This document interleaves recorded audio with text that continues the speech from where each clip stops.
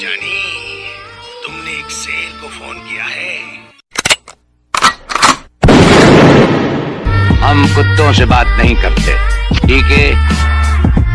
बोटियां नोचने वाला गीदड़ गला फाड़ने से शेर नहीं बन जाता। तो सब्र रख, शेर अपने हिसाब से फोन उठाएगा।